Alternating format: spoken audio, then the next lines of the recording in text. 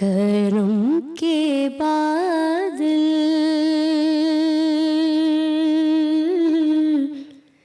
برس رہے دلوں کی کھیتی ہری بھری ہے، یہ کون آیا کہ ذکر جس کا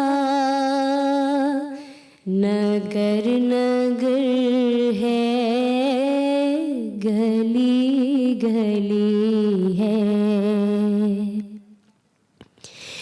دیے دلوں کے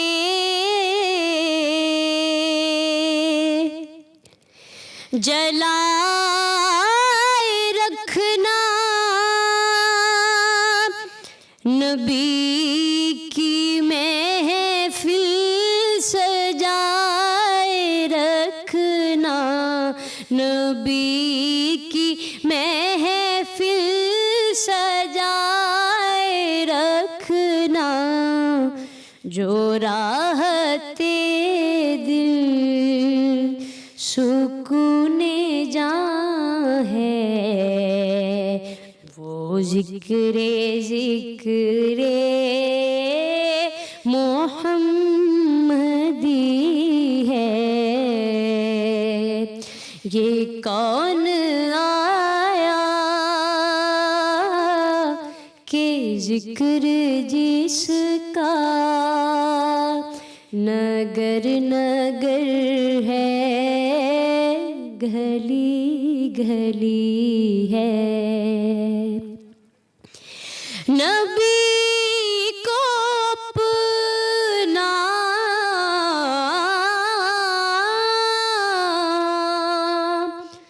خدا نہ مانو، خدا سے لیکن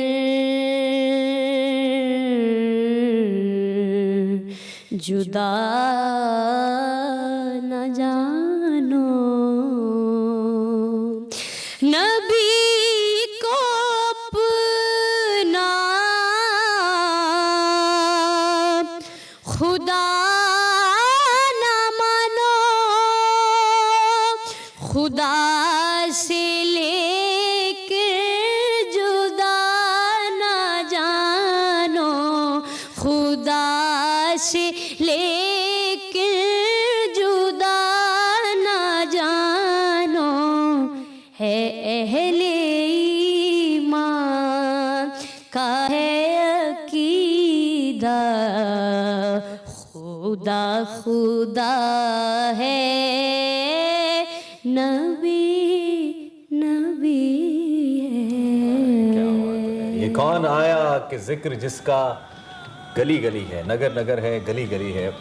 ہمارے سامنے شہریار ناصر خوبصورت سی نعت پیش کر رہے تھے اور اپنی آواز کا جادو جگا رہے تھے، اور واقعی اس میں کوئی دو رائے نہیں ہے کہ ان کی آواز میں جادو ہے۔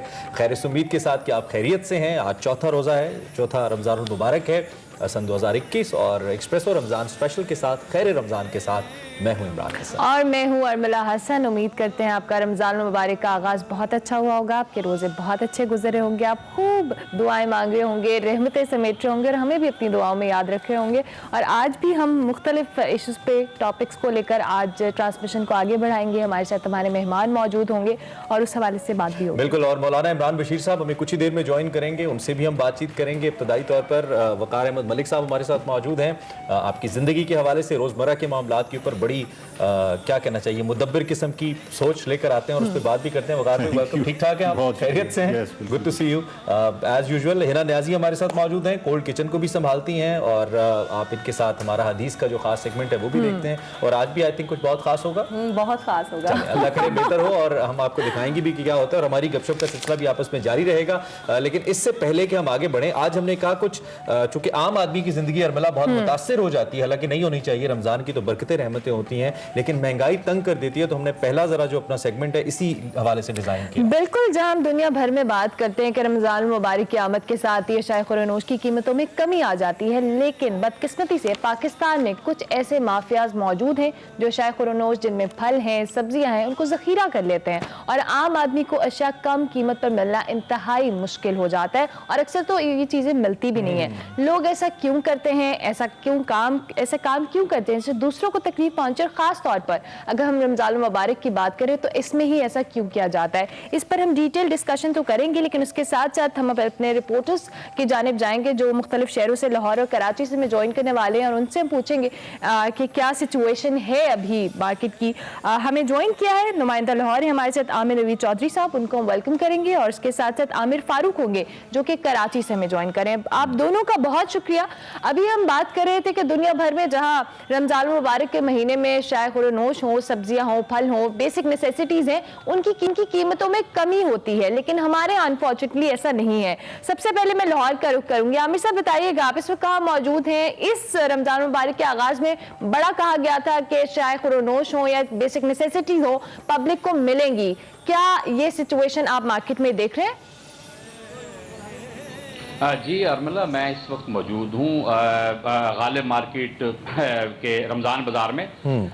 تو یہ جو ہیں پنجاب میں اس طرح کے 313 رمضان بازار لگائے گئے ہیں, جس میں سے 30 رمضان بازار ہیں لاہور میں. جی, آپ نے بالکل ٹھیک کہا کہ ملک دنیا بھر میں جو ہیں کہ رمضان میں جو ہے یا کسی فیسٹیول پہ قیمتیں کم ہوتی, لیکن یہاں پہ ہمارے ہاں بزنس مین کا یہ مائنڈ سیٹ ہے کہ رمضان شریف آ رہا ہے اور 5-7 آئٹم سٹاک کر کے پروفٹ کمایا جائے. اس دفعہ صورتحال یہ ہے کہ پنجاب گورنمنٹ نے جو ہے 7 ارب روپے کے قریب سبسڈی سے رمضان بازار قائم کیے ہیں, جس میں انتظامات تو بہتر ہیں, لیکن لوگوں کا کہنا یہ ہے کہ چینی, آلو, پیاز اور دیگر جو بنیادی چیزیں ہیں ان کے حصول کے لیے طویل قطاروں میں کھڑا ہونا پڑتا ہے. جب ہمارے یہاں پہ بزرگوں سے بات ہوئی, خواتین سے بات ہوئی, انہوں نے کہا ہے کہ صرف کئی گھنٹے لائن میں لگنے کے بعد 2 کلو چینی جاتے, جو زیادتی ہے. ایک تو یہ ہے کہ انتظامات بہتر کیے جائیں چینی کے حوالے سے خاص طور پہ, کیونکہ چینی اس وقت تمام اشیاء کو پیچھے چھوڑ گئی ہے, جس سے چینی نے مٹن, بیف اور چکن کو بھی پیچھے چھوڑ گیا. اس انداز سے اس کی قیمت میں اضافہ ہوا ہے کہ اس وقت لاہور شہر کی اگر بات کریں تو لاہور شہر میں چینی کے 4 ریٹ چل رہے ہیں. جو یوٹیلیٹی سٹورز پہ ہیں وہ 68 ہے, اور رمضان بازاروں میں جو سرکار نے ریٹ دیا وہ 65 ہے, اور جو سرکاری نوٹیفائی ریٹ ہے وہ 85 ہے. لیکن اوپن مارکیٹ میں جو ہمارے جو گلی محلے ہیں دکاندار ہیں, جو 90% نیٹ ورک ہے جو دکانداروں کا, وہ 100 روپے سے لے کے 115-20 روپے تک چینی فروخت کرے. یہی حال آلو کا ہے, پیاز کا ہے, مرچ کا ہے, ٹماٹر کا ہے. 13 اشیاء یا تو اشیاء مہنگی ہیں, اور جو مہنگی نہیں ہے, اگر مہنگی نہیں ہے تو وہ مل نہیں رہی. میں ذرا عامر فاروق سے بھی بات کرتا ہوں, کراچی کی طرف رخ کرتے ہیں, اور دوبارہ واپس لاہور کے بارے میں بھی آپ سے جانیں گے. عامر, ایک تو یہ کہ یہ تو ہم نے بات کی لاہور کے بارے میں, جہاں پہ سرکار وفاق میں اور لاہور میں ایک ہی ہے, تو پالیسیز تحریک انصاف کی ہی ہیں. سندھ کے اندر پیپلز پارٹی کی حکومت ہے, اور کیا وہاں پہ بھی سستے رمضان بازار ہیں؟ اگر ہیں تو کیا اشیاء خورنوش کی فراہمی ہے؟ اوورآل کیا سچویشن آپ دیکھ رہے ہیں اور کہاں پہ موجود ہیں یہ بھی بتا دیجیے گا. نہیں, کچھ سینیریو پنجاب کے مقابلے میں مختلف ہوتا ہے. کراچی میں جو سماجی تنظیمیں ان کی طرف کا جو کام ہے خدمت عقل کا وہ بہت زیادہ ہے, لیکن جو بچت بازار ہے وہ اس طرح کراچی میں نہیں لگائے جاتے جس کا تصور آپ پنجاب سے ابھی رپورٹر سے بات ہو رہی تھی وہ اس کا ڈیٹیل بتا رہے تھے. اچھا, ایک سوال تو آپ نے مہنگائی کا پوچھا, حالانکہ سوال تو یہ ہونا چاہیے تھا میرے خیال میں کہ اس دفعہ منافع خوروں کا کیا حال ہے, کیونکہ بالخصوص ہر رمضان اور عمومی طور پر ہمیشہ ہم سے یہی سوال کیا جاتا ہے کیا حال ہے مہنگائی کا. تو مہنگائی کا تو سوائے چند ایک مرتبہ ہمیشہ یہی حال ہوتا ہے کہ پہلی رمضان کا آغاز ہوا اور وہ جو گرما جو ایک دن پہلے, رمضان سے ایک دن پہلے کچھ چھپانے کی ضرورت نہیں تھی, کہ ذخیرہ کندگی کہ زمین کے اندر چھپانے کی ضرورت نہیں تھی, اسی ڈیلے پر 30 روپے اضافہ کر دیا گیا ایک دن بعد.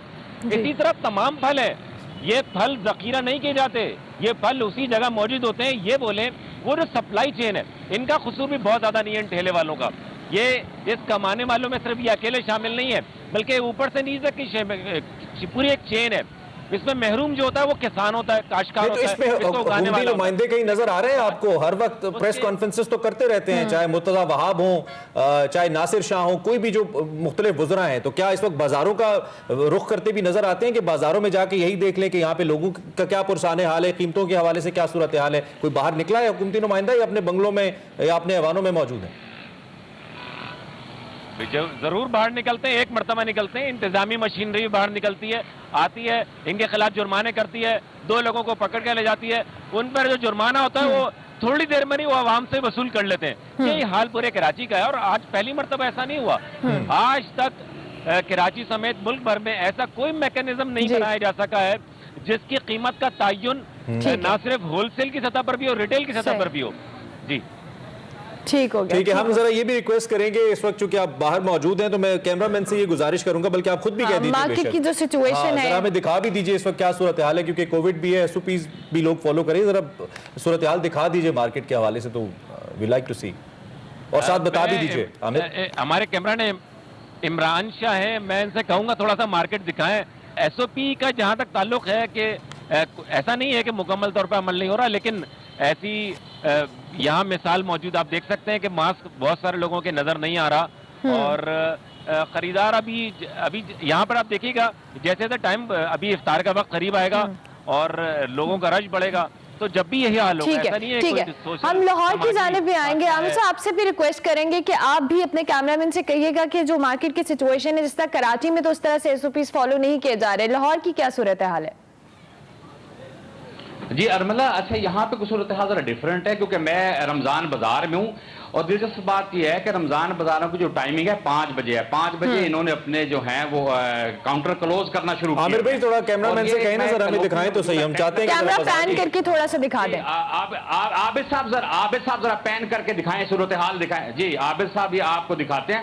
تو ہم یہ اسٹال پہ ہیں موجود, اور اب یہ اس طرح کا ہے 5 بجے کیونکہ یہ بند ہو چکا ہے, تو رون کے ماند ہو چکے ہیں, تو ماسک بس جو ہے اکا دکا ہی نظر آ رہے ہیں. اور جہاں تک ڈسٹنس کی بات ہے تو وہ پاسبل نہیں ہے کہ آپ کووڈ کے حوالے سے ڈسٹنس رکھ سکیں.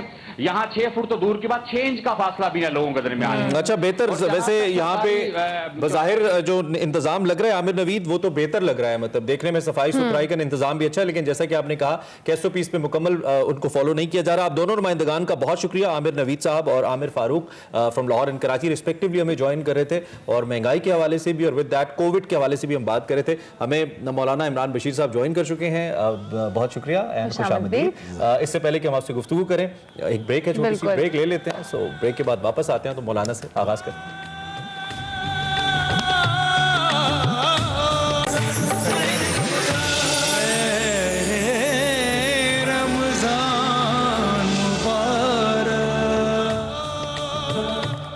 ایکسپریسو خیر رمضان ٹرانسمیشن میں آپ کو ایک بار پھر سے خوش آمدید. بریک سے پہلے ہم بات کر رہے تھے ذخیرہ اندوزی کے حوالے سے, مہنگائی کے حوالے سے, ملاوٹ کے حوالے سے. ہم نے اپنے نمائندگان سے بات تو کی کہ اس کے ساتھ ساتھ مولانا عمران بشیر بھی ہمارے ساتھ موجود ہیں اور وقار احمد ملک بھی ہیں. تو ہم چاہیں گے مولانا صاحب آپ سے ہم اس ریلیجس پوائنٹ آف ویو سے جانیں کہ کیوں لوگ اس طرح کے جو کہہ لیں اس مبارک مہینے میں اس طرح کا کام کرتے ہیں, چاہے وہ ذخیرہ اندوزی ہو, مہنگائی ہو, چیزوں کا مہنگا کر دینا ہو, عام پبلک کو پریشان کرنا, اور اس کا سائیکولوجیکل اسپیکٹ تو وقار بھائی ہمیں بتائیں گے. آغاز ہم آپ سے کریں گے. بسم اللہ الرحمن الرحیم. جیسے یہاں پر مختلف بلب موجود ہیں, اے سی موجود ہیں, مختلف چیزیں ہیں, پیچھے اس کا کنیکشن ہے لائٹ بجلی کے ساتھ. اگر وہ ڈسکنیکٹ ہو جائے تو یہ ساری چیزوں کے موجود ہونے کے باوجود ہم ان سے فائدہ نہیں اٹھا سکیں گے. اسی طریقے سے جب انسان کے پاس ایمان کی طاقت ہوتی ہے تو ہر جگہ وہ دیکھتا ہے کہ میں نے کیا کرنا ہے. یہ سب ایمان کی کمزوریاں ہیں, اور نبی کریم صلی اللہ علیہ وآلہ وسلم کے فرامین کو درگزر, فرامین کو اگنور کرنے والا معاملہ ہے, اور جس کی وجہ سے ہماری زندگیوں سے برکت ختم ہوتی جا رہی ہے. حدیث پاک میں آتا ہے لا یحتکر الا خاطئ, کہ یہ مصنوعی مہنگائی, ذخیرہ اندوزی سوائے اللہ کے نافرمانوں کے اور کوئی نہیں کر سکتا. دوسری حدیث میں فرمایا نبی کریم صلی اللہ علیہ وسلم نے الجالب مرزوق والمحتکر ملعون, کہ جو تجارت کو اس اسلوب کے ساتھ, اس انداز کے ساتھ چلتا ہے جو دین نے بتائے گئے ہیں, تو اس کو اللہ کی طرف سے رحمتیں، برکتیں اور رزق کی فراوانی میسر آتی ہے، اور جو مصنوعی مہنگائی کر کے اپنے زیادہ پیسے بنانے کے چکروں میں پڑتا ہے تو فرمایا وہ اللہ کی رحمتوں سے محروم ہو جاتا ہے۔ ایک اور حدیث میں نبی کریم صلی اللہ علیہ وآلہ وسلم نے ارشاد فرمایا من احتکر علی المسلمین طعامہم ضربہ اللہ بالجزام والافلاس، جو مسلمانوں کے اوپر مصنوعی مہنگائی کرتا ہے، ذخیرہ اندوزی کرتا ہے، کسی بھی وجہ سے ان کو اذیت پہنچاتا ہے، تو اللہ ایسے گھرانوں کو دو چیزوں سے بھر دیتے ہیں۔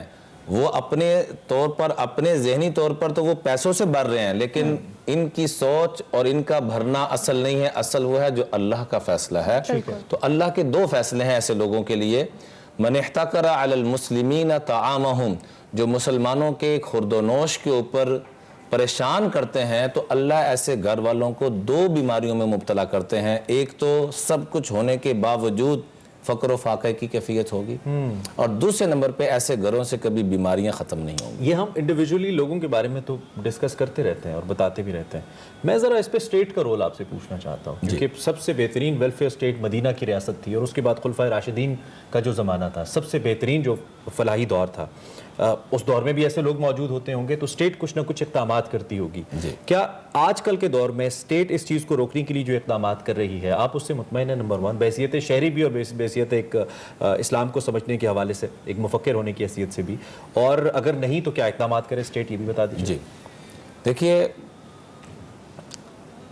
مدینہ کی ریاست کئی دفعہ الحمدللہ موقع ملا خان صاحب سے بات چیت کرنے کا بھی، میاں صاحب سے بھی، جو بھی ہمارے اقتدار پر آئے سارے ہمارے لیے قابل احترام ہیں، لیکن جہاں سستی غفلت کریں گے اس کے بارے میں تنبیہ کرنا، یہ ایز اے مسلمان بھی اور ایز اے دین کا طالب علم ہونے کے ناطے سے بھی یہ فرض بنتا ہے کہ وہ پیغام پہنچانا۔ الحمدللہ کئی دفعہ پہنچایا کہ خالی دعووں سے یا نعروں سے اسلام نہیں پھیلے گا، ہمیں عملاً اپنے لیے بھی کچھ کرنا ہوگا، اور جو ہمارے گرد و نواح میں ان کے لیے بھی کچھ کرنا پڑے گا۔ ہوتا یہ ہے کہ عام طور پر آستین کے سانپ کہ اقتدار کا سہارا لے کر یا اس قوت کو غلط استعمال کرتے ہوئے آپ تاریخ اٹھا کے دیکھیں تو آپ کو سارے یہی ملیں گے۔ تو اس چیز کو مدینہ کی ریاست میں ایسے ختم کیا گیا کہ سیدنا عمر فاروق رضی اللہ تعالیٰ عنہ نے جب سیدنا صدیق اکبر رضی اللہ عنہ خلیفہ بنے تو فرمایا اتنا ہی ملے گا جتنا ایک عام مسلمان کو ملتا ہے، جتنا ایک عام شہری کو ملتا ہے۔ کہا اگر گزارا نہ ہوا تو فرمایا پہلے عام شہری کا بڑھایا جائے گا، پھر میرا بڑھایا جائے گا، اور دوسرے نمبر پہ فرمایا کہ اگر میرا کوئی تعلق والا ایسی غلطی کرے گا کہ جو ناقابل برداشت ہے، چاہے وہ مہنگائی کے اعتبار سے ہو، کسی بھی اعتبار سے ظلم زیادتی ہو، تو عام شہری کو سنگل سزا ملے گی، میرے تعلق والے کو ڈبل سزا ملے گی۔ اب یہی اصول صرف اپنا لیے جائیں تو اللہ کی قسم معاملہ سارا حل ہو جاتا ہے۔ اس کے علاوہ میں ایک دو واقعہ عرض کرنا چاہوں گا کہ شاید حکومتی سطح پر کب تبدیلی آنی ہے اس کو بعد میں دیکھتے ہیں۔ ہم جو انفرادی سطح پر ایز اے مسلم ہونے کے ناطے سے، ایز اے ایک تاجر ہونے کے ناطے سے، اور جو پیچھے ایسے لوگ بیٹھے ہوئے ہیں ایسے مافیا کہ جو اپنا کنٹرول کر کے اور مسلمانوں پہ ظلم زیادتی کر رہے ہیں، شاید کہ ان کے دل میں تھوڑا سا رحم آ جائے۔ حضرت عبداللہ ابن جریر بجلی رضی اللہ تعالیٰ، جریر بن عبداللہ بجلی رضی اللہ تعالیٰ عنہ، یہ اتنے خوبصورت تھے کہ ان کو کہا جاتا تھا یوسف ہذہ الامہ، اس امت کے حضرت یوسف، اور جتنے یہ باہر سے خوبصورت تھے اس سے کئی گنا بڑھ کر اندر سے خوبصورت تھے۔ ایک دفعہ اپنے غلام کو کہا کہ جاؤ ایک گھوڑا خرید کے لاؤ، وہ 300 کا گھوڑا خرید کر لایا تو دیکھتے ہی فرمایا یہ تو 400 کا ہے، 100 روپے آپ نے کم خریدا ہے۔ پھر اس پہ ٹرائی لی، جب بیٹھ کر اس پہ سواری کی تو فرمایا نہیں یہ تو 800 درہم کا گھوڑا ہے، اور بندے کو بلا کر جو 300 کا سودا فائنل ہو چکا تھا وہ جا چکا تھا بندہ، 500 درہم اس کو اور دیے۔ لوگوں نے پوچھا کہ یہ آپ نے کیا کیا؟ تو بڑا خوبصورت جواب دیا، آپ نے تو اپنا نقصان کر لیا۔ میں ظاہری آنکھ نقصان کا کہہ رہی ہے، ہم نے آقا کریم صلی اللہ علیہ وسلم کے ہاتھ پر جو کلمہ پڑا ہے، بیعت کی ہے، اور قیامت کی صبح تک جو مسلمان کلمہ پڑے گا وہ بھی یہ بیعت کر رہا ہے کہ ہم نے اہل اسلام اور انسانیت کے ساتھ خیر خواہی کا معاملہ کرنا ہے، اس کے اوپر ہم نے بیعت کی ہے۔ بے شک تو اس لیے میں نے ان کو جو بنتا تھا وہ دیا۔ बिल्कुल ठीक सही हो गया। इसके साथ साथ वकार भाई, चूंकि हम साइकोलॉजिकल एस्पेक्ट की भी बात करेंगे, रिलीजियस पॉइंट ऑफ व्यू से हमने देखा तो साइकी होती है ऐसे लोगों की जो इस तरह की हरकतें करते हैं। साइकोलॉजी की तरफ जाने से पहले इमरान बशीर साहब जब बात कर रहे थे तो अखलाकी जवाल का आप आइडिया इससे लगाएं कि एक बिल्कुल एक नाम मैं बात कर रहा हूँ, हो सकता है इमरान जो है उनको भी ये फेस करना पड़ा हो। आप मैकेनिक के पास जाते हैं, आपकी गाड़ी खराब है और आप उसको कहते हैं कि वो जो पुर्जा चेंज करना है, तो वो मैकेनिक आपसे पूछता है कि आप तो सब बेचनी है या मतलब रखनी है। ठीक है, अगर आपने रखनी है तो फिर 1 नंबर पुर्जा डाल देते ठीक है। अगर बेचनी है तो फिर 2 नंबर पुर्जा डाल मशवरा भी देते। साथ देता है। अच्छा, ये नॉर्म्स में है। अगर आप उसको कहेंगे कि नहीं 1 नंबर डालो क्योंकि मैंने बेचनी है, तो वो कहेगा कि कैसा बेवकूफ़ इंसान आ गया। इसकी जो साइकोलॉजी है वो बेसिकली इनसिक्योरिटी के साथ जुड़ी हुई है। डेवलपमेंटल फेजेस में कहीं इनसिक्योरिटी आदम तहफ़्फ़ुज़ का शिकार होता है। और मैं इसकी एक बहुत ही आसान और सादा मिसाल दूँ। गशप एक परिंदा है जो कि हुंजा में होता है और बड़ा खूबसूरत, जिस तरह हमारे यहाँ कौवे हैं वहाँ पे गशप होता है। अच्छा, ठीक है। वो कोई भी चीज़ आप बाहर रखें ना वो छोड़ता नहीं है, वो उठा लेता है। मसलन वो साबुन आपने रखा है या टूथ ब्रश रह गया, वो उठा लेगा, अखरोट उठा लेगा और वो ज़ख़ीरा करता रहता है और लेकिन वो खुद भूल जाता है कि मैंने कहाँ ये सारी चीज़ें ज़ख़ीरा की थी। वो बाद में जब उसकी काश्त का टाइम आता है तो लोगों को बड़े बड़े वो उसके ज़ख़ीरे मिलते हैं। अच्छा। और जब उसका मुताला किया गया तो पता ये चला कि उसके अंदर एक मेमोरी है। यानी परिंदों में अगर किसी परिंदों में जो टॉप में जो परिंदे जिनकी अच्छी मेमोरी है, वो जो मैगपाई और ये गशप है, ये पूरी फैमिली है। अच्छा, ठीक है। तो क्योंकि उसका पास्ट और प्रेजेंट का एक उसको आइडिया है, मेरी पास्ट के कुछ तजुर्बात हैं, तो जिसकी वजह से वो अदम तहफ़्फ़ुज़ का शिकार होके तो वो चीज़ें ज़ख़ीरा अंदोज़ी पे करता है।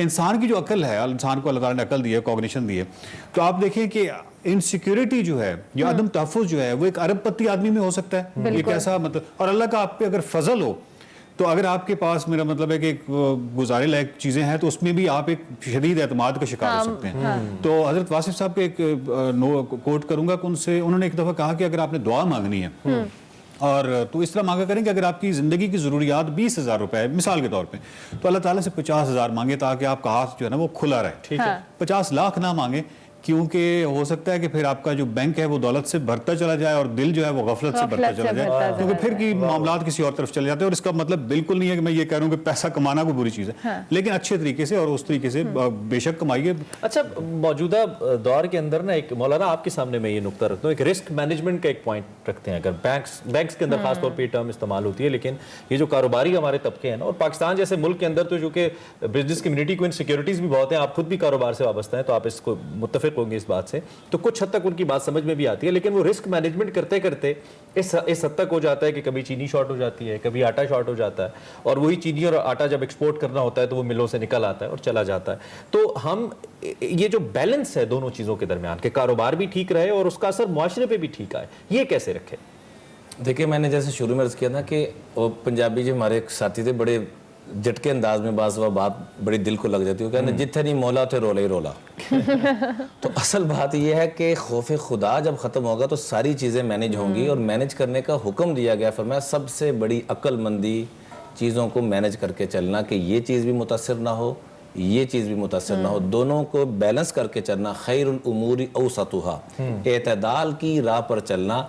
और जितना हम तारीख़ का मुताला करेंगे और जितना हम आका करीम सल्लल्लाहु अलैहि वसल्लम के फ़रामीन और अकाबिरीन का मुताला करेंगे, उतना ही हमारे अंदर ये जज्बा पैदा होगा कि हमारे साथ भी ज़्यादती ना हो और किसी के साथ भी ज़्यादती ना हो। जैसा कि नबी करीम सल्लल्लाहु अलैहि वसल्लम ने फरमाया कि जो ताजिर एक चीज़ ख़रीदता है और जो मुनासिब प्रॉफिट बनता है उस हिसाब से सेल कर देता है, तो इसके ऊपर जैसे आपने बोला बैलेंस कैसे होगा, बैलेंस करके अगर चलता है तो उसको अजर क्या मिलेगा। अब देखें, कोई भी आप जॉब करते हैं, कोई मामला करते हैं, तो आपके सामने एक प्रॉफिट होता है, एक फवायद होते हैं कि ये हमें मिलेंगे। इस मुसलमान को क्या मिलेगा? आका करीम सल्लल्लाहु अलैहि वसल्लम फरमाया कानत मंजिलतुहु इंदल्लाहि मंजिलतश शुहदा, जो शहीद को रुतबा मिलना अल्लाह इसको रुतबा अता फरमाएंगे, कि जो ज्यादा प्रॉफिट के चक्करों में ना पड़े बल्कि लोगों की खैर खाई का जज्बा रखते हुए उसी दिन सेल करे। अल्लाह बढ़ाते चले जाए। अल्लाह करे कि ये जज्बा हम सब में आए। और अब्दुर्रहमान बिन औफ का ये बुनियादी उसूल था तिजारत के अंदर कि कारोबार में रुकावट ज़ख़ीरा अंदोज़ी नहीं करते थे, जो आता था कम से कम प्रॉफिट में निकाल देते। चलें जी, इसी नोट पर हमें एक ब्रेक लेनी है, लेकिन ब्रेक के बाद एक्सक्लूसिवली हमारे साथ हमारे गेस्ट होंगे, कैलिफोर्निया से हमें ज्वाइन कर रहे हैं, बड़ा ही ज़बरदस्त काम कर रहे हैं, उनके हवाले से हम बात भी करेंगे, उनको भी हम अपने ट्रांसमिशन का हिस्सा बनाएंगे। लेकिन एक ब्रेक के बाद आप देखते रहिए खैर रमज़ान।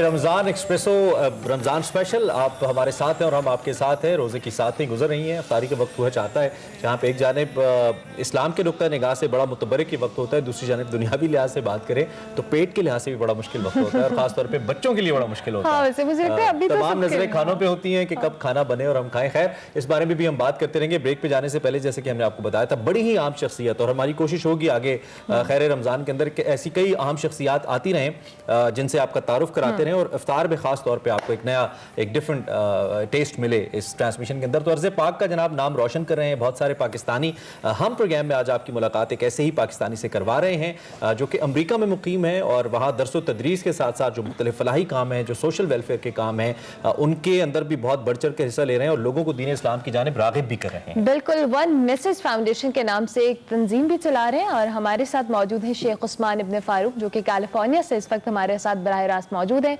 बहुत शुक्रिया शेख उस्मान साहब कि आपने हमें हमारी ट्रांसमिशन का हिस्सा बने। अभी तो आप कैलिफोर्निया में मौजूद हैं और हमें पता चला है कि आपने अभी अभी सहरी की है, तो रोजे का दौरानिया भी मेरे ख्याल से ज्यादा है।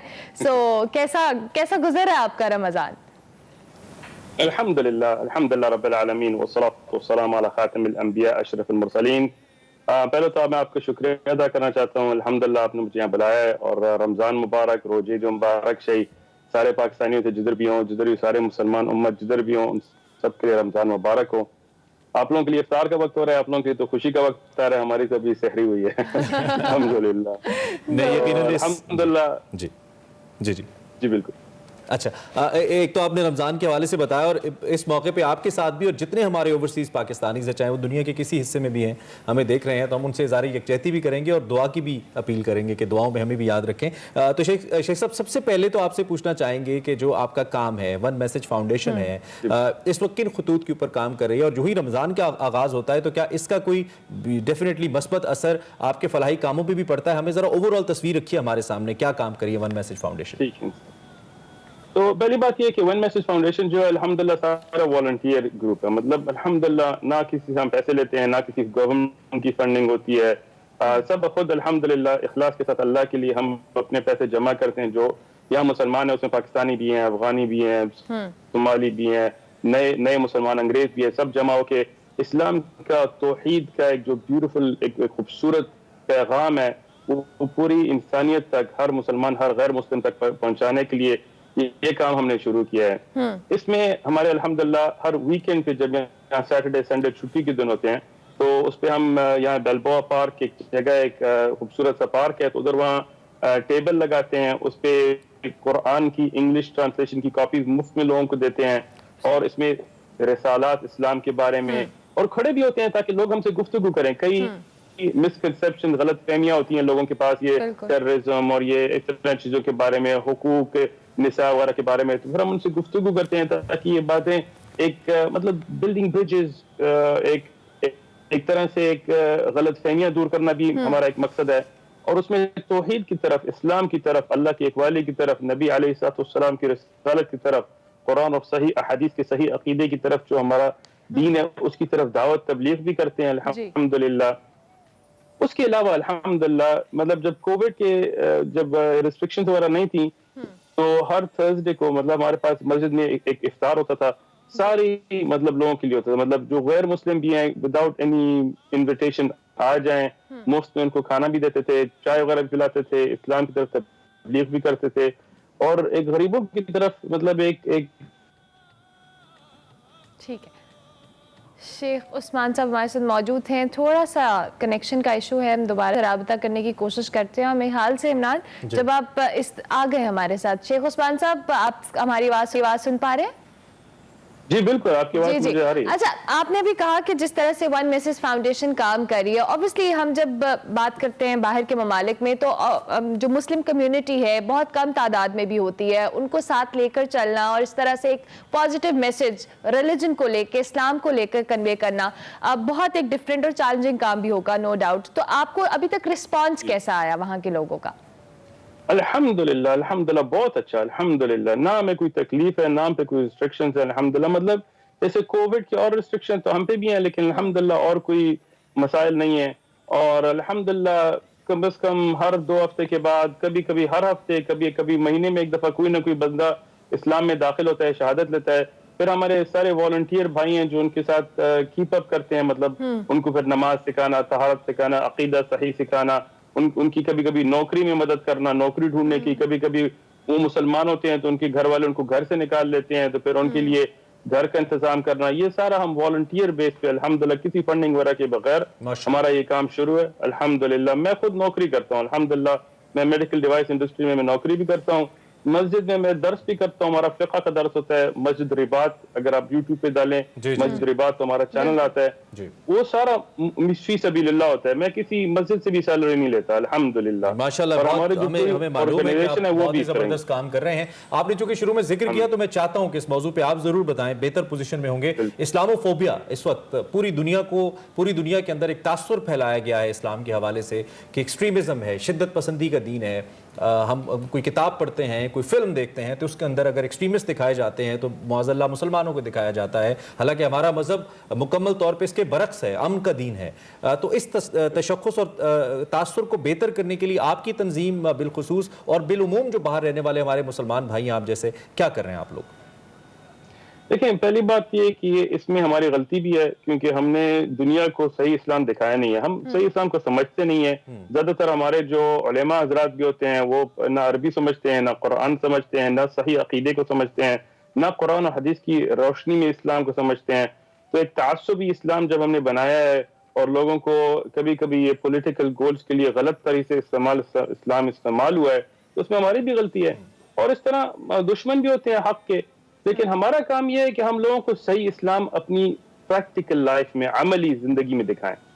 ہم لوگوں کے ساتھ کام کرتے ہیں, نوکری کرتے ہیں, اسکول میں جاتے ہیں, نیبرز ہوتے ہیں ہمارے جو پڑوسی ہوتے ہیں غیر مسلم ہوتے ہیں, تب جب ہم کے ساتھ ہم اچھے اخلاق کے ساتھ صحیح اسلام کے ساتھ پیش آتے ہیں, جب ہمارے بیل بورڈ پارک میں ٹیبل آتا ہے, لوگ آتے ہیں ہم سے گفتگو کرتے ہیں, ہم ان کو یہ باتیں سمجھاتے ہیں کہ دیکھو اسلام میں تو ٹھیک ہے, ایک رویوں کا مجموعہ ہے جو کہ ایک بہتر تاثر. چونکہ ہمارے ساتھ مولانا عمران بشیر بھی ہیں تو ان کی موجودگی سے فائدہ اٹھاتے ہوئے آپ بھی ہیں, تو میں چاہتا ہوں ذرا مولانا کا بھی کامنٹ اسی کے اوپر, آپ کیا کہیں گے مولانا؟ دیکھیے, سب سے پہلی بات یہ ہے کہ اسلام کو جس انداز میں نبی کریم صلی اللہ علیہ وسلم نے پیش فرمایا اور اپنی ذات کے اعتبار سے ایک مثال اور نمونہ تھے, باپ ہونے کے ناطے سے کیا مقام اور رتبہ, ایک شہری ہونے کے ناطے سے کیا حیثیت, ایک شوہر ہونے کے ناطے سے.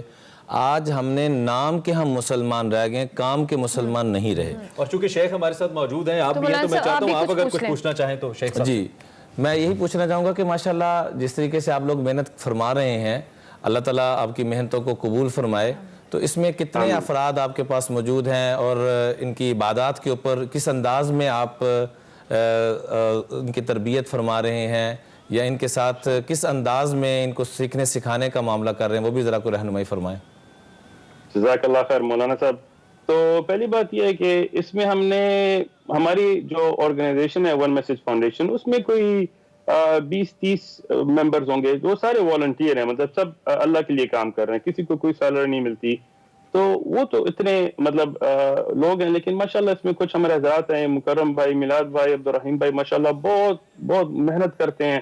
اور الحمدللہ انہوں نے ایسی آرگنائزیشن بنائی کہ اس میں ہم یونیورسٹیز میں بھی جاتے ہیں, وہاں ہم پریزنٹیشنز دیتے ہیں, مسکنسیپشنز جو ہوتی ہیں, تو وہ مطلب یونیورسٹی لیول کے اسٹوڈنٹس ہوتے ہیں, ان کا they have a open mind, ان کا دماغ ذرا فریش ہوتا ہے, تو پھر ان سے گفتگو کرتے ہیں, کوشچن آنسر کرتے ہیں. اس طرح ہم مسجد میں ان کو بلاتے ہیں, یونیورسٹی سے کلاسز ہماری مسجد آتی ہیں. آپ کی موجودگی سے فائدہ اٹھاتے ہوئے, وقت کم ہے, میں چاہتا ہوں جتنے پاکستان کے اندر اوورسیز پاکستانیز آپ کو دیکھ رہے ہیں, آپ کی بڑی سروس ہے اسلام کے لیے, اور ہمیں یہ اعزاز حاصل ہوا ہے کہ ہم افطار میں آپ کو اپنے دیکھنے والوں کے سامنے لے کر آئیں. کوئی پیغام دیجئے, کچھ کہیے جو لوگ آپ کو دیکھ رہے ہیں. بڑی ضرورت ہے اس وقت, امن کی بڑی ضرورت ہے, کام رہنے کی بہت ضرورت ہے اس مشکل ماحول کے اندر. پلیز کچھ کہیے. بالکل. جیسے ہمارے یہاں طلاب علم ہے, تو ان کے لیے ہم نے دروس تدریس شروع کیا تاکہ پہلے وہ اسلام کو سیکھیں. الحمدللہ فی سبیل اللہ جو لوگ کام کرتے ہیں, اسکول جاتے ہیں, وہ پھر بھی مسجد آتے ہیں, تو وہاں ہماری مفت درس ہوتا ہے, فقہ کا درس ہوتا ہے. ساری ویڈیوز بھی آپ دیکھ سکتے ہیں مسجد رباط پہ, ون میسج فاؤنڈیشن پہ. تو ہم چاہتے ہیں ہمارے سارے پاکستانی اور سارے مسلمان بھائی جدھر سے بھی ہوں پوری دنیا میں, پہلے اسلام کو سیکھیں صحیح طرح. یہ نہیں ایک تعصبی اسلام نہیں, صحیح جو قرآن کی روشنی میں, صحیح احادیث کی روشنی میں, ہمارے پیارے نبی صلی اللہ علیہ وسلم کے طریقے میں, اور پھر عملی زندگی میں لائیں تاکہ دنیا کے جو غیر مسلم ہیں ہمیں دیکھ کے ایک نمونہ دیکھ سکیں کہ اسلام کسے کہا بے جاتا ہے. شک بے ایک شک. پازیٹیو امیج جائے ہمارے ریلیجن کا بھی. بہت شکریہ شیخ عثمان صاحب کہ آپ نے ہمیں آل دا وے فرام کیلیفورنیا ہمیں جوائن کیا. ہم کوشش کریں گے دوبارہ بھی آن اینڈ آف آپ کو اپنی ٹرانسمیشن بنائیں, اور اس کے ساتھ ساتھ ہم ایکسپریسو جو کہ خیر رمضان ٹرانسمیشن ہے اس پہ کوشش کرتے رہیں گے کہ ایسے بہت سی شخصیات سے آپ کی ملاقات کرائیں جو کسی نہ کسی طرح ریلیجس پوائنٹ آف ویو اور سے دنیا بھر سے جو مختلف بالکل اہم اسکالرز ہیں اسلام کے, ان سے آپ کی ملاقات کر. ابھی ہمیں ایک بریک لینی ہے, لیکن بریک کے بعد آج ہمارا جو فلیگس کا سیگمنٹ ہے وہ بھی بہت خاص ہونے والا ہے رمضان المبارک کی مناسبت سے, تو آپ نے بالکل مس نہیں کرنا. ہم ایک بریک کے بعد حاضر ہوں گے, آپ دیکھتے رہیے خیر رمضان.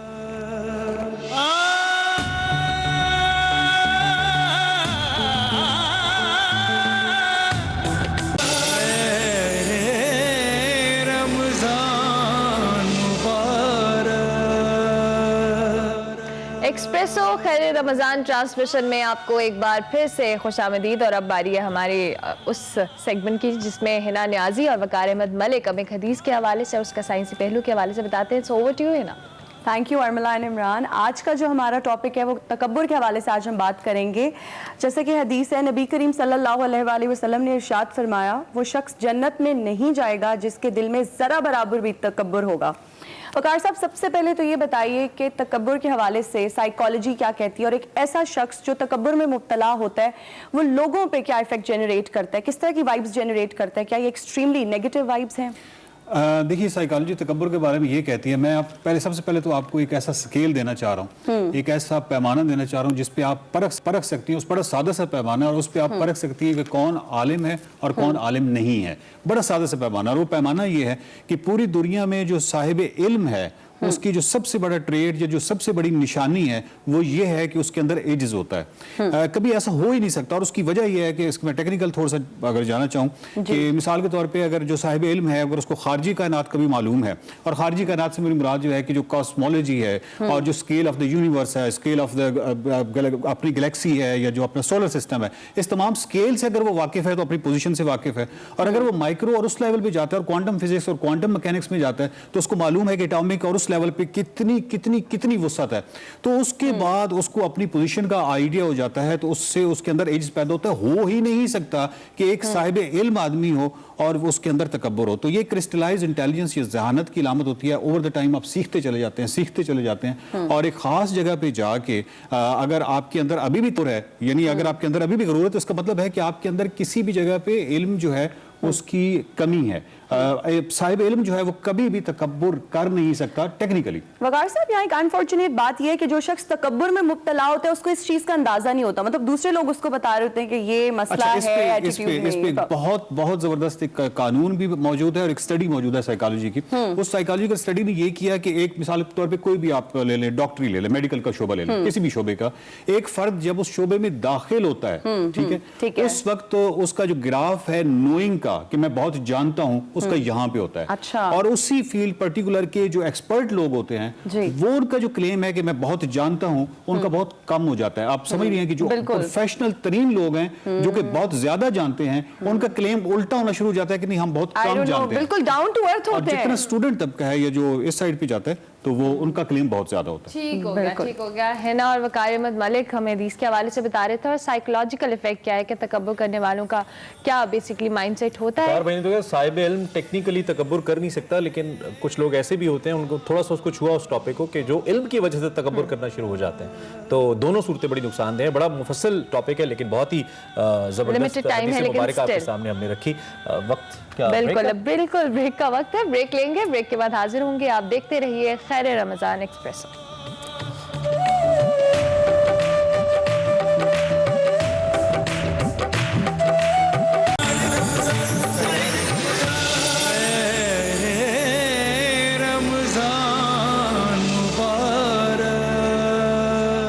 ایکسپریسو خیر رمضان ٹرانسمیشن میں آپ کو ایک بار پھر سے خوش آمدید. اور اب باری ہے ہمارے خصوصی سیگمنٹ فلیگس کی, ایکسکلوزیو سیگمنٹ فلیگس کی, جس میں ہم آپ کو ویسے تو مختلف سفرا سے ملاقات کرواتے ہیں, بیسز کے اندر لے کر جاتے ہیں, لیکن آج کا تو فلیگس کمال ہونے والا ہے. رمضان کے سلسلے کا پہلا فلیگس بھی ہے, اور اس میں ہم آپ کی ملاقات کروائیں گے انڈونیشین ایمبیسڈر اور ان کی اہلیہ سے, जिन्होंने न सिर्फ हमें बताया है कि इंडोनेशिया में रोज़ा लोग कैसे रखते हैं, उनकी रूटीन क्या होती है, बल्कि स्पेशली एक्सप्रेसो की व्यूवर्स के लिए यानी कि आपके लिए उन्होंने खाना भी बनाया है मुख्तलिफ, और रमज़ान में ख़ास तौर पर वो खाने बताए हैं जो इंडोनेशिया के अंदर खाए जाते हैं। सो आई होप, जैसे कि हमने कहा, कि एक मुख्तलिफ टेस्ट आपको मिलेगा आज के फ्लैग्स में। सो देखते हैं आज का फ्लैग्स।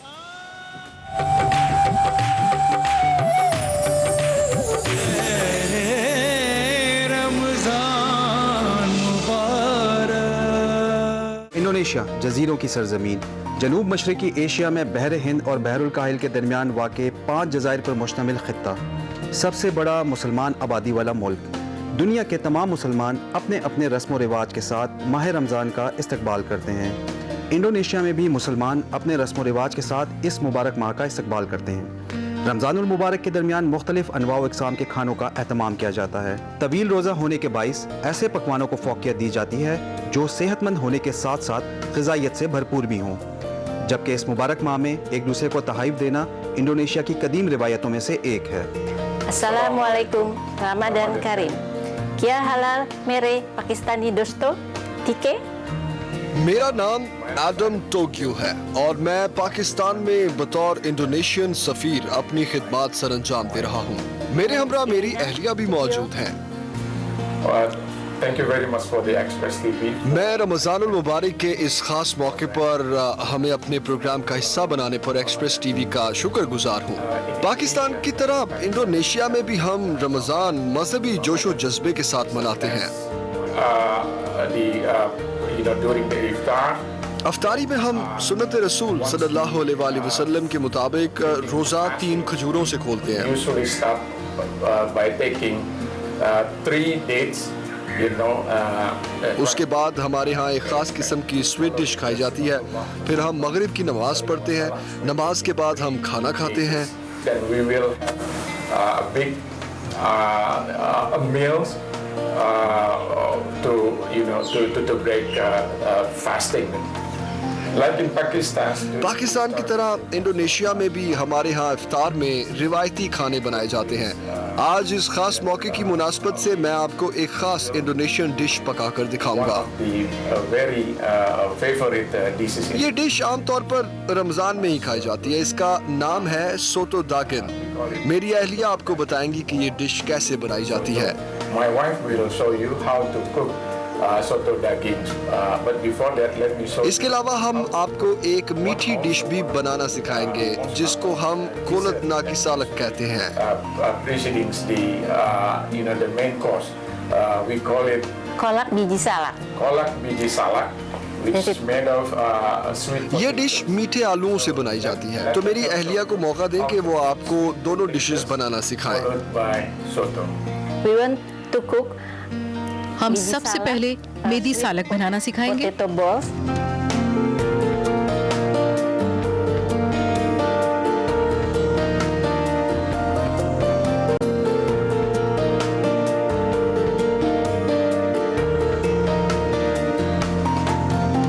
हम मेदी सालक मीठे आलूओं की छोटी छोटी बॉल्स बनाकर कोकोनट मिल्क में पकाएंगे। सबसे पहले हम बाउल में पानी डालेंगे। Then put the lid. And then this is the ये हमने मीठे आलूओं का पेस्ट बनाया हुआ है। And then put. इस पेस्ट में हम टैपियोका का फूल मिलाएंगे।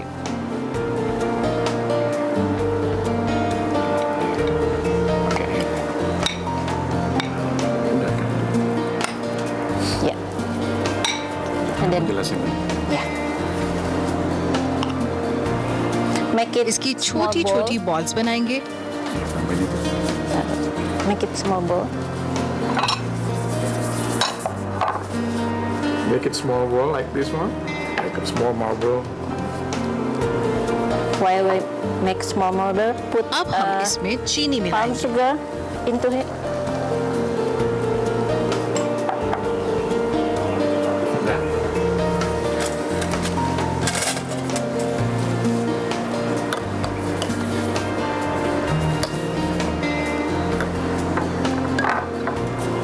Can put small of. आप इसमें अपनी जरूरत के मुताबिक नूडल्स भी मिला सकते हैं।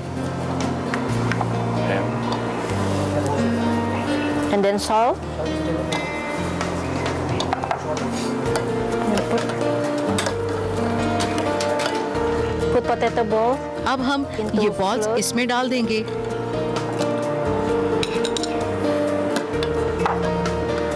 So we wait and इसके पकने तक हम इंतजार करेंगे। it cooks.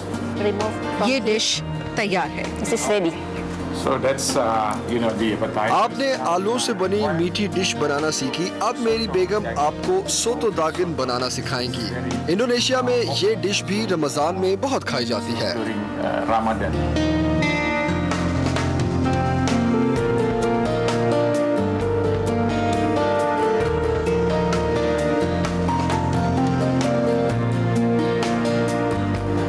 So after iftar, इफ्तार करने के बाद हम सोतो दागिन खाने के तौर पर खाते हैं। मेरी अहलिया आपको बताएंगी कि ये डिश कैसे बनाई जाती है।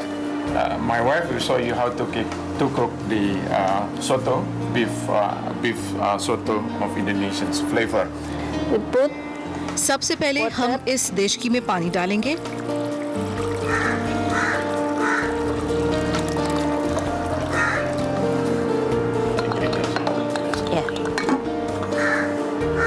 the ingredients. इस 700 डिश के अज्जा में बीफ rice, शामिल है। then इसे after पकाने के बाद अब हम इसमें कोकोनट small मिल्क भी मिलाते हैं। coconut milk. We blend all in together. तमाम अज्जा को हम मिक्स भी कर सकते हैं। ये देखिए, जैसे कि ये मैंने किए हुए हैं। Become this mix together Mix. the ingredients. So Put now. yeah. We put beef. हम इसमें Slice सबसे dice. पहले बीफ डालेंगे। Saute spicy paste. We put in oil.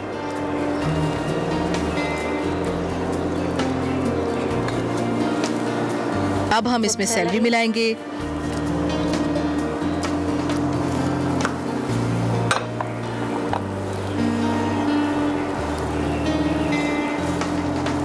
Salt. नमक,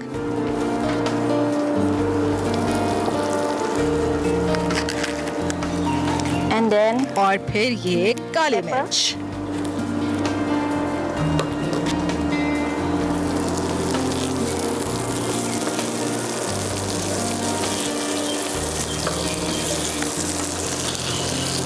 Smells good.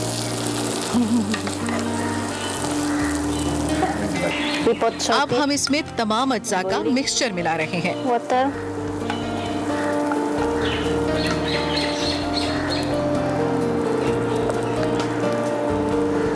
And then we put coconut milk. Like हम इसमें 3 चम्मच नारियल का दूध भी मिलाएंगे। tablespoon of coconut milk.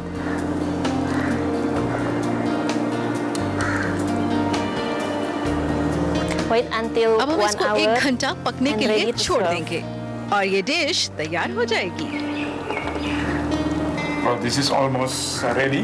ये We डिश have- तकरीबन तैयार है। इस डिश को सर्व करने के मुख्तलिफ तरीके हैं। Yeah. We put इसमें vermicelli. हम नूडल्स डालेंगे,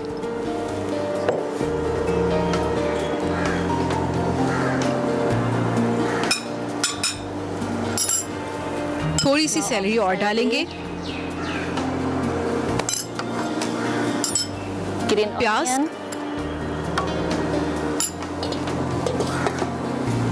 और Slice थोड़े से टमाटर।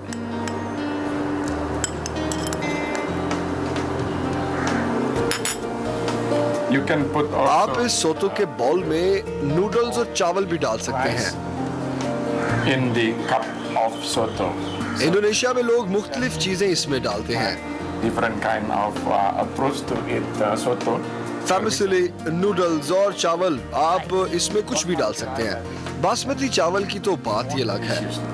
Okay, this is ready to serve.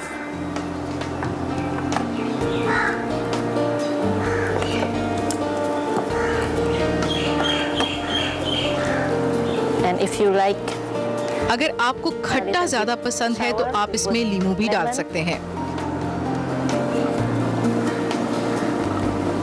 and we put अब हम इसमें सोयाबीन सॉस डालेंगे। sauce.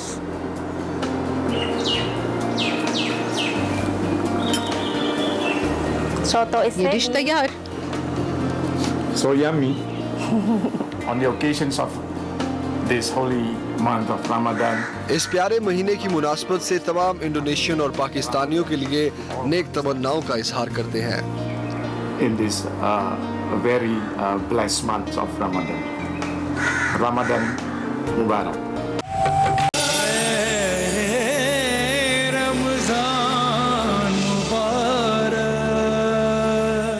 सबको मुबारक, आपको भी, हम सबको भी खैर रमज़ान मुबारक। चौथा रोज़ा अपनी तकमील की जानिब जा रहा है और हम कोल किचन में जा रहे हैं। हम कोल किचन में जा रहे हैं। हमारे साथ हिना न्याजी है और हिना ने हमें कल फूड ट्रिब्यून की जो एक रेसिपी बताई थी, वो एप्लीकेशन आप अपने फोन में डाउनलोड कर सकते हैं। पूरा रमजान आपको अच्छी अच्छी रेसिपीज मिल जाएंगी और हिना कोल किचन में बहुत अच्छी रेसिपीज बताती हैं। तो हिना, आज आप क्या बताने वाली हैं? आज की जो अरमल और इमरान दोनों रेसिपीज हैं वो फूड ट्रिब्यून की ही हैं। पहले हम बनाएंगे चीज़ चिकन कबाब और फिर बाद में हम बनाएंगे मॉकटेल। आई थिंक पहले हम फूड ट्रिब्यून की पहली रेसिपी की जानिब बढ़ते हैं, जिसके मैं इंग्रेडिएंट्स आपको पहले बताऊंगी।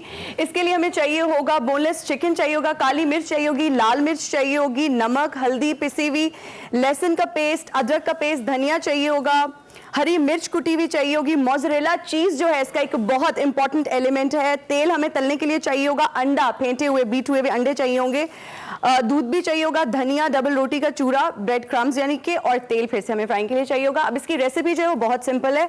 सबसे पहले आपने करना ये है कि आपने कीमा ले लेना है चिकन का, या आपने अगर कीमा नहीं है अवेलेबल तो आप चॉपर में सारी चीजें डालेंगे, सारे मसाले एक साथ डालेंगे, आप उसमें कीमा भी डाल देंगे, सब्जियां भी डाल देंगे। जब आपका अच्छा सा एक वो कीमा पेस्ट सा बन जाए, उसको आप लेंगे, आप चेडर चीज या मोज़रेला चीज का एक स्लाइस काट लें। आप अगर बॉल्स बनाना चाह रहे हैं तो उसको स्क्वायर में काट लें चीज को, अगर आप वैसे उसको बनाना चाह रहे हैं रेक्टेंगुलर या व्हाटएवर द शेप इज आपकी, वो भी according to your own choice आप उसको कर सकते हैं। आप उसमें वो चीज फिल करेंगे। चीज को जब आप फिल कर लेंगे छोटे छोटे आप उसके स्लाइसेस में, हम चूंकि यहाँ पे उसको स्लाइस में काटेंगे, थोड़े से रेक्टेंगुलर भी हो सकते हैं। अगर वही बात है अगेन, अगर आप चीज बॉल्स बनाना चाह रहे हैं तो उनका आप उसमें राउंड भी फिल कर सकते हैं। फिलिंग जो है चीज की, इसके अलावा आप और भी इसमें चीजें फिल कर सकते हैं। अनारदाना जो है it gives a really nice test, और चटनी again according to your own choice and test, आप केचप भी साथ में ऐड कर सकते हैं, ग्रीन चटनी, टमाटर की चटनी, धनिया की चटनी, दही की चटनी, कुछ भी ऐड कर सकते हैं। ये जब आपने टिक्कियां सी बना ली, आपने वो प्रॉपर उनके कबाब बना लिए, आपने अंडा लेना है, अंडे को अच्छे से बीट करना है, उसमें थोड़ा सा दूध ऐड करना है, दूध के साथ आप उसमें थोड़ा सा सब्ज धनिया भी ऐड कर देंगे,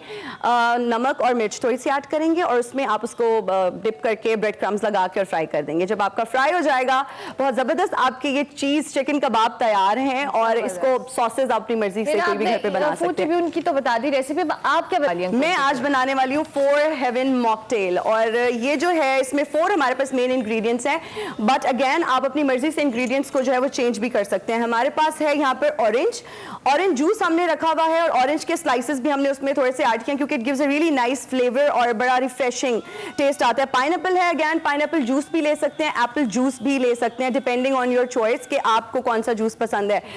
बजट को भी देखते हुए आप इस चीज को मैनेज कर सकते हैं, क्योंकि पाइनएप्पल हर इंसान की रीच में नहीं होता, तो आप इसको एप्पल से रिप्लेस कर सकते हैं। यहाँ पर अनार है हमारा मेन इंग्रेडिएंट, और अनार के हवाले से बताना चाहूंगी, अगर अनार कभी गलती से खट्टा आ जाता है तो आप उसको बिल्कुल जाया ना करें, बल्कि आप उसको सुखा के तो अनार दाना उससे बना सकते हैं। That's what my mom does. अभी जो है हम एक ब्लेंडर में डालेंगे अनार, पोमीग्रेनेट, और हम इसमें डालेंगे पाइनएप्पल। डिपेंड्स अगेन कि आप इसमें डालना चाह रहे हैं उसके चंक्स या नहीं डालना चाह रहे। इसमें जूस भी है, और ये चला गया ऑरेंज जूस। शुगर इसमें नहीं ऐड करेंगे बिकॉज ऑलरेडी हमारे पास फ्रूट्स हैं। पाइनएप्पल जूस जो है वो स्वीट ही होता है। हम इसमें सोडा ऐड कर देंगे, सोडा ऐड करेंगे। कुछ लोगों को मीठा ज्यादा पसंद होता है तो इसमें मीठा भी ऐड कर सकते हैं। इसको हम ब्लेंडर में डालें, ब्लेंड कर लेंगे। Gas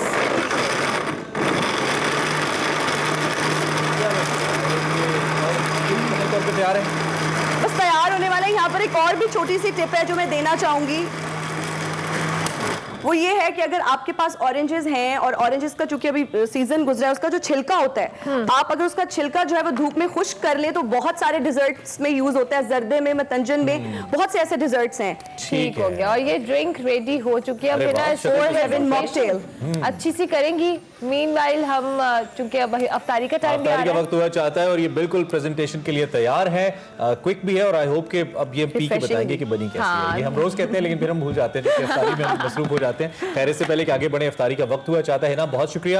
well get back to you. ہمارے ساتھ چونکہ عمران بشیر صاحب موجود ہیں. افطاری کا وقت بھی ہے. ایک تو وظائف روزانہ کی بنیاد پہ ہم بتاتے ہیں، آج کا وظیفہ بھی، اور پھر اس کے بعد دعا. بسم اللہ الرحمن الرحیم. آج ہر بندہ کوشش کرتا ہے کہ میرا تعلق اللہ کے ساتھ صحیح معنی میں جڑ جائے، لیکن کافی سارا ضعف اور کمزوری جس کی وجہ سے انسان کے اوپر حالات، پریشانیاں، سب کچھ ہونے کے باوجود بھی محسوس ہوتا ہے کہ جیسے کچھ بھی پاس نہیں ہے. تو اس کے لیے میں آج عرض کروں گا کہ روزانہ غسل کر کے 2 نفل توبہ کے پڑھیں. اس کے بعد لفظ ہے یا توابو، یا توابو. تواب کہتے ہیں بہت زیادہ توبہ کو قبول کرنے والے. الحمدللہ میں نے یہ وظیفہ لاکھوں قیدیوں کے اندر اور عوام الناس کے اندر عرض کیا. سب نے، جنہوں نے بھی عمل کیا، جولیاں اٹھا کے دعائیں دیں، کیونکہ انسان کا سب سے بڑا جو سرمایہ ہے اور سب سے بڑا اثاثہ ہے وہ اللہ سے تعلق ہے. تو اس کی برکت سے جو کنیکشن ہمارا عمران بھائی کٹ جاتا ہے وہ اللہ کے فضل و کرم سے. تو مولانا یہ پڑھتے رہنا ہے یا مخصوص 360 مرتبہ، کم از کم 360 مرتبہ. 300 اصل میں کثرت میں آ جاتا ہے، تو 360 مرتبہ. ایک مرتبہ تو غسل کر کے 2 نفل توبہ کے پڑھ کے ایک ہفتہ تو ضرور کریں کم از کم، اس میں ناغہ نہ کریں. باقی اللہ جب توفیق دے اس کو. چونکہ اب افطاری کا وقت ہوا چاہتا ہے تو دعا. الحمدللہ رب العالمین والصلاة والسلام علی اشرف الانبیاء والمرسلین. ربنا آتنا فی الدنیا حسنۃ وفی الآخرۃ حسنۃ وقنا عذاب النار. اے کریم رب، اے زمین و آسمان کے بادشاہ، اے زمین و آسمان کو بنانے والے اللہ، ہم سب کی حالتوں پہ رحم فرما دے. ہم سب کو پیدا کرنے والے، ہمیں چلانے والے، ہمیں صحت دینے والے، ہمیں روزی دینے والے اللہ، ہم سب کی حالوں پہ رحم فرما دے. اے کریم رب، ہمیں مانگنا نہیں آتا، بن مانگے نصیب فرما دے.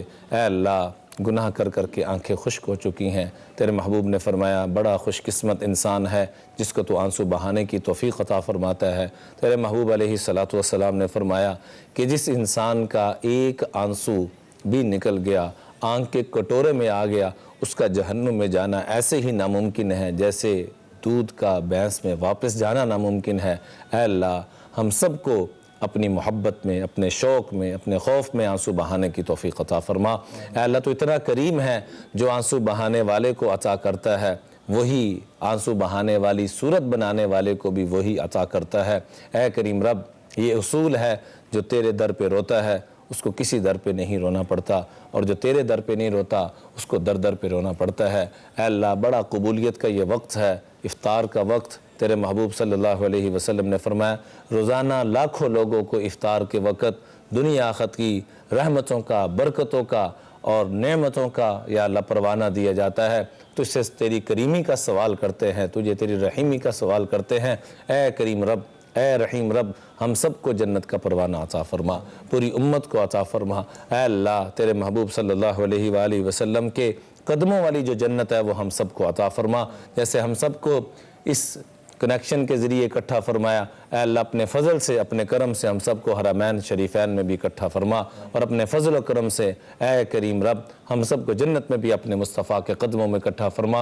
اے کریم رب، جن ہمارے پیارے عزیزوں نے یا اللہ دعاؤں کے لیے کہا یا کہنا چاہ رہے تھے کہہ نہ سکے، سب کی دلی تمناؤں کو پورا فرما. وصلی اللہ علی النبی الکریم برحمتک یا ارحم الراحمین.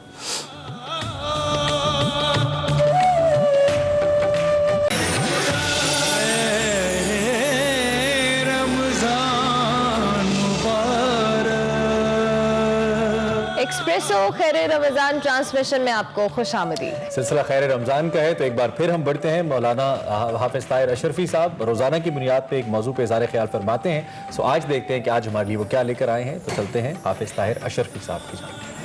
الحمدللہ رب العالمین والصلاة والسلام علی سیدنا و مولانا محمد وعلی آلہ و اصحابہ اجمعین. اما بعد فاعوذ باللہ من الشیطان الرجیم. بسم اللہ الرحمن الرحیم. یا ایہا الذین آمنوا کتب علیکم الصیام کما کتب علی الذین من قبلکم لعلکم تتقون. صدق اللہ مولانا العظیم. واجب الاحترام ناظرین و سامعین، السلام علیکم ورحمۃ اللہ وبرکاتہ. آج ہم افطاری کے حوالے سے بات کریں گے۔ رسول اللہ صلی اللہ علیہ وسلم کا ارشاد گرامی ہے کہ جب تک میری امت کے لوگ افطار میں جلدی کرتے رہیں گے وہ خیر پر رہیں گے۔ یعنی جب وقت افطار آیا تو فوراً افطاری کر لی، اس کو مؤخر نہیں کیا۔ اچھا میں یہ کام نمٹا لوں، میں یہ کر لوں، میں یہ کر لوں، یہ کام نہیں کیا، بلکہ فوراً افطاری کر لی، کیونکہ تاخیر جو ہے افطار میں یہ یہود کا طریقہ کار تھا۔ مسلمانوں کا طریقہ کار افطار جو اللہ کے نبی صلی اللہ علیہ وسلم نے ہمیں دیا ہے وہ یہ ہے کہ جو ہی وقت افطار ہو جائے تو فوراً افطاری کر لے۔ رسول اللہ صلی اللہ علیہ وسلم نے فرمایا کہ اللہ تبارک و تعالی ارشاد فرما رہے ہیں کہ مجھے میرے بندوں میں وہ زیادہ محبوب ہے، وہ زیادہ محبوب ہے، میرے بندوں میں وہ بندہ مجھے زیادہ محبوب ہے جو افطار میں جلدی کرے۔ اب یہ نہیں ہے کہ وقت غروب ہوا نہیں اور افطار کر لیا، وہ نہیں کہیں کہ جی اشرفی صاحب نے تو مسئلہ یہ بتایا تھا کہ افطار میں جلدی کرنی ہے لہذا عصر کی نماز پڑھ لی، اب تھوڑا سا جب وقت آج کل تو ماشاءاللہ سائنس نے سارے مسائل کو حل کر دیا ہے، بہت ساری چیزیں سائنسی علوم سے ہمیں پتہ چل جاتی ہیں اور ہم مستفید ہو جاتے ہیں۔ تو جو وقت مقررہ ہے اس کے پہلے بھی افطاری نہ کرے اور اس کے بعد تاخیر نہ کرے۔ مثلا اگر 6:30 ہے تو 6:35 6:31 6:32 کرنے کی ضرورت نہیں ہے۔ اور یہ میں مؤذنین سے، اعلان کرنے والوں سے، ٹی وی پہ بیٹھنے والوں سب سے بھی ایک بات کہنا چاہتا ہوں۔ ہوتا یہ ہے کہ ہم افطاری کے لیے پہلے خود افطار کرتے ہیں پھر اعلان کرتے ہیں، یہ کام نہیں کرنا چاہیے۔ آپ وقت کے اوپر افطار کریں، اعلان کر دیں، پھر افطار بھی ساتھ ہی کر لیں۔ آپ فوراً جب آپ نے افطار کا وقت آیا آپ اعلان کیا اور پھر افطار کر لیا۔ یہ جو کام ہے کہ خود افطاری پہلے کر لی اس کے بعد سپیکر آن کیا، یہ درست نہیں ہے۔ اسی طرح ہمارے میڈیا کے دوستوں سے بھی میری درخواست ہے کہ وہ اشتہار یا اس کے چکر کی بجائے جو وقت افطار ہے اسی کے اوپر جو ہے وہ اعلان کیا کریں۔ رسول اللہ صلی اللہ علیہ وسلم کا ایک ارشاد گرامی اور عرض کر دیتا ہوں کہ 3 چیزیں اللہ تبارک و تعالیٰ کو بڑی پسند ہیں۔ ایک غروب آفتاب کے وقت یعنی وقت افطار پہ افطار کرنا۔ ادھر دیکھیں یہاں ہے جلدی افطاری یعنی وقت ہوا، اور ادھر ہے دوسری بات اللہ کو کیا بہت پسند ہے کہ آخر میں سحری کی جائے، آخری وقت میں۔ اس میں بھی یہ نہیں ہونا چاہیے کہ سحری کا وقت گزر جائے اور پھر اس کے بعد سگریٹ لگا کے بیٹھے ہوں۔ اچھا جی میں ذرا پان کھا لوں، جی میں اب پانی پی لوں، نہیں۔ جو وقت بتایا گیا ہے اس وقت کے مطابق آپ نے جو ہے وہ سحری آخر میں کر لیں۔ یہ اللہ رب العزت چونکہ اپنی مخلوق کا رب ہے، وہ اپنی مخلوق پہ آسانی بھی چاہتا ہے، رحم بھی کرتا ہے، کرم بھی کرتا ہے۔ اور نماز کی حالت میں ایک ہاتھ کا دوسرے ہاتھ پہ رکھنا یعنی نماز کا قیام، نماز کو ادا کرنا۔ جیسے میں نے عرض کر دیا کہ افطار میں تاخیر یہ یہود و نصارہ کی علامت ہے، لہذا افطار میں وقت کے اوپر افطاری کرنا، بلکہ میں یہ کہا کرتا ہوں کہ آپ 4-5 منٹ پہلے بیٹھ جائیں دسترخوان پر، خوب دعا کریں اللہ تبارک و تعالیٰ سے۔ یہ قبولیت کا وقت ہوتا ہے افطار کا، یہ رحمت کا عشرہ گزر رہا ہے، اللہ کی رحمت برس رہی ہے، اللہ سے معافی بھی مانگنی ہے، اور جو وبا میں ہم آئے ہوئے ہیں اس وبا سے نجات کی دعا بھی مانگنی ہے، رزق بھی مانگنا ہے، فراوانی بھی مانگنی ہے، امت مسلمہ کے مصائب اور مسائل جو ہیں ان کے لیے بھی دعا کرنی ہے۔ تو لہذا ان تمام امور میں ہمیں قرآن و سنت کو اپنے سامنے رکھنا چاہیے۔ رسول اللہ صلی اللہ علیہ وسلم کی ایک حدیث ہے جس کا مفہوم اس طرح سے ہے کہ اگر کوئی تم میں سے تمر کو، کھجور کو پالے تو پھر کھجور سے افطار کر لے، اور اگر کھجور نہ ہو تو پھر پانی سے افطار کر لے، کیونکہ پانی بھی پاکیزہ چیز ہے، کھجور قوت دینے والی چیز ہے۔ روایات میں ہمیں ملتا ہے کہ ہمارے آقا علیہ السلام تر کھجور سے روزہ افطار کرتے، اور اگر تر کھجور نہ ملتی تو خشک کھجور سے افطار فرما لیتے، اور اگر خشک کھجور بھی نہ ہوتی تو چند گھونٹ پانی پی لیتے۔ یہ سنت ہے، لیکن ضروری نہیں ہے۔ اگر کھجور دستیاب نہیں ہے تو پانی سے بھی روزہ کھولا جا سکتا ہے، دودھ سے بھی روزہ کھولا جا سکتا ہے، کسی اور چیز سے بھی روزہ کھولا جا سکتا ہے، تو لازم نہیں ہے۔ لیکن الحمدللہ ہمارے ہاں پاکستان کی تو ماشاءاللہ اپنی بھی بڑی اچھی کھجور ہوتی ہے، اور جو باہر بلاد اسلامیہ میں ہیں وہاں پر بھی کھجور کا اہتمام ہوتا ہے، تو لہٰذا جو ہے کھجور کو ہمارے ہاں بھی استعمال کی جاتی ہے، باہر دنیا میں بھی ہوتی ہے۔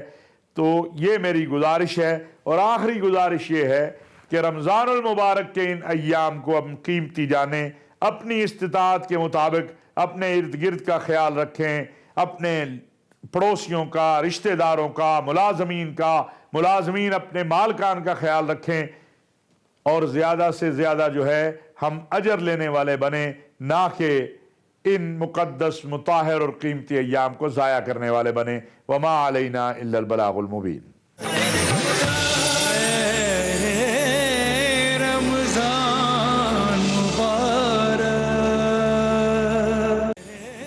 ایک بار پھر آپ کو خوش آمدید کہتے ہیں، اور اب خیر رمضان اپنے اختتام کو، آج کا جو سلسلہ ہے وہ اختتام کو پہنچتا ہے، لیکن ہم جاتے جاتے ریکویسٹ کریں گے، ہمارے ساتھ ننے ثنا خواں ہیں شہریار ناصر، ان سے ہم ریکویسٹ کریں کہ نعت رسول مقبول ہمیں سنا دیں، اور آپ سے ہم اجازت لیں گے۔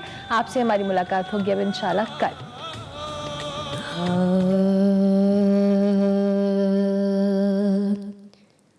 مجھ خطا کار سا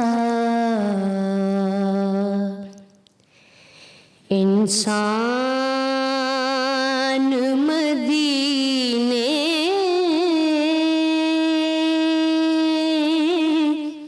میں رہے،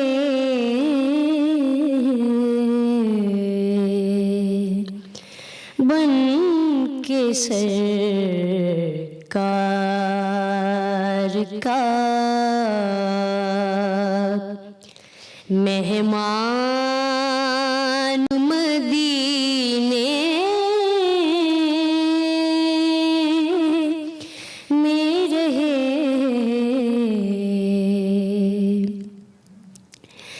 یاد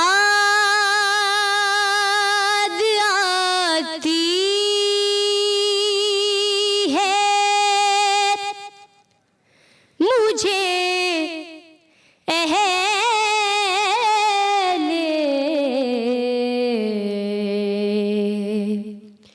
مدینہ